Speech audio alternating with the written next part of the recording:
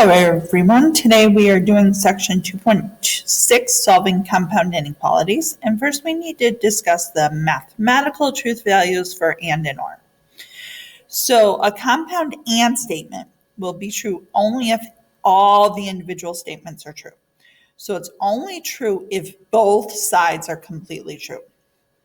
Now, where everyone in the world other than mathematicians has the definition of or incorrectly is a compound or statement will be true if at least one of its individual statements is true. So when people tell you you can have ice cream or brownies for dessert, in math, we think you can really have both and the or sentence is still true. So determine if each of the following statements is true or false. Justify.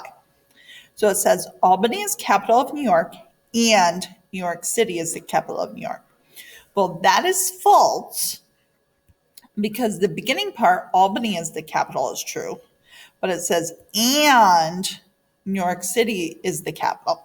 Well, New York City is not the capital. So since it's and, that whole statement's false. B, Albany is the capital of New York or New York City is the capital. So Albany being the capital is still true. New York City, the capital, is still false. But because it says or, that is still true. That's like saying you can have brownies or ice cream and you pick the brownies. Well, that sentence is still true. Then this one says, excuse me, Poughkeepsie is the capital of New York or New York City is the capital of New York. Well, both parts of that are false. So even though it's or, since both parts are false, that's also false. That's the only time an or is going to be false. So what does all this and or have to do with math? So here we're going to think about determine if each of the following values of x is in the solution to the compound inequalities given below. Is x equal to part of the solution set of x is greater than -3 and x is less than 5. So that's asking, is 2 between -3 and 5?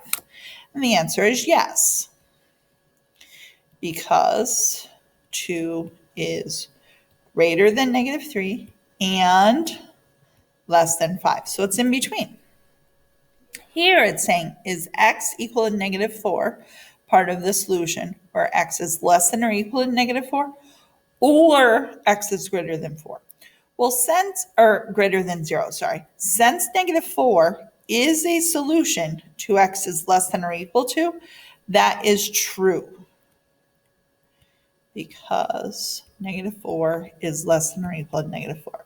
I don't care about this other part, x is greater than 0, because it's or.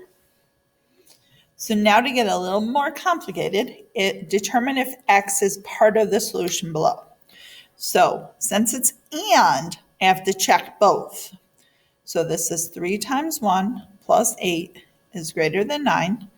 So that says 11 is greater than 9. So that's true, but it's and. So I need to do -2 times 1 plus 10 is less than 7. So that says 8 is less than 7. That's false. And since it's an and, this whole thing is false. Over here, determine if x equals 5 is part of the solution, and it's or. So I only need one part to work. So I'm going to try 2 times 5 minus 1 is less than 3. Well, that says 9 is less than 3. That's false. But since it's or, I need to check the other side. So 5 plus 7 over 2 equals 6. 12 over 2 equals 6. Well, that is true. So this is overall true because it's or. All right. On the numbered lines below, shade all the values of x that solve the compound inequality. In other words, shade in the compound inequality solution set. If you need a good place to start, try listing some values to make the compound inequalities true. So letter A, we want x is smaller than 7. So smaller than 7 and greater than -2. So what numbers? We could do -1, 0, 1, 3, 6. So I want to be between -2 and 7. Now, if I look at -2, it's greater than or equal to -2. So that's a solid circle. 7, it's just less than 7.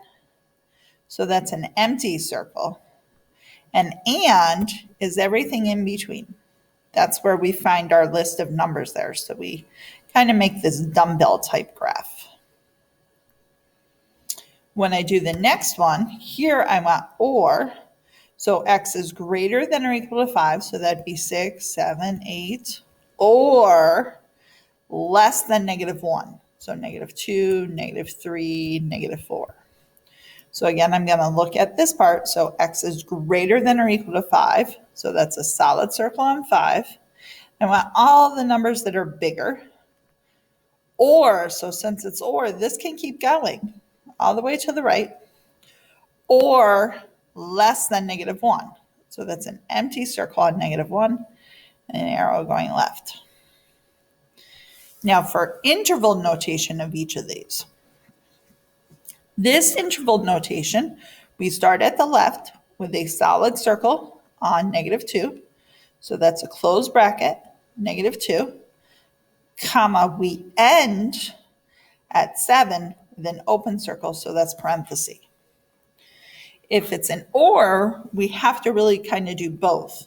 So this first one starts at -infinity and goes up to -1, but -1's not included.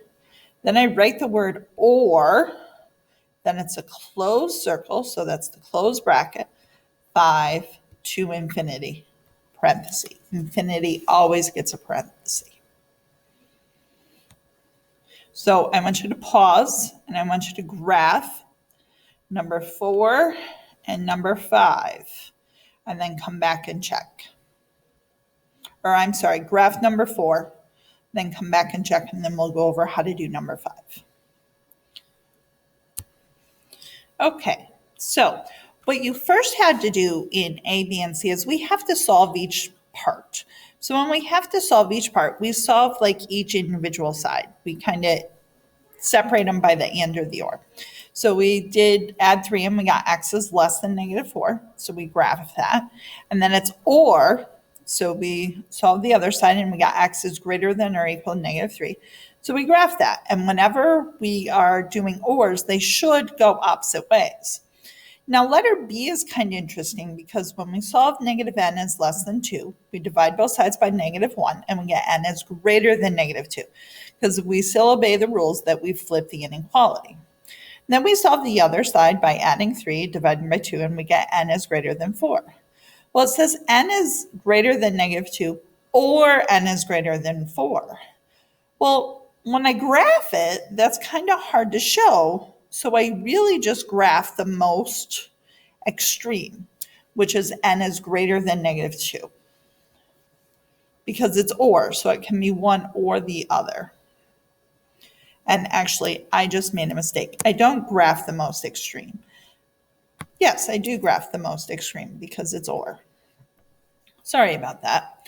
All right, so now letter C. Again, I solve both sides. I get C is greater than -1 and C is less than 4, so that's our dumbbell. D, that's just graphing both parts. Whatever's in the middle goes to both sides.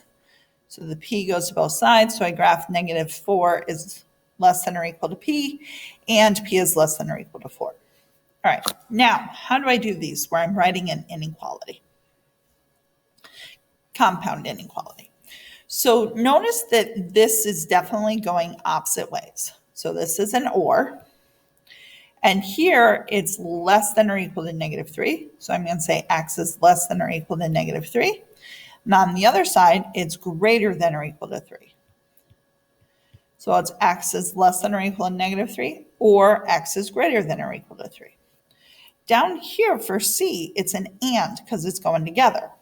So I say x is greater than or equal to 0, because that's starting from 0 and going right, and less than 5. And it's only less than 5 because it's an empty circle. So pause and do B and D. Okay, so here's our answers to B and D. x is less than 2 or x is greater than or equal to 3, and D, -5 is less than x is less than 0. So that's it for today's video. Please make sure you're filling in your note packet.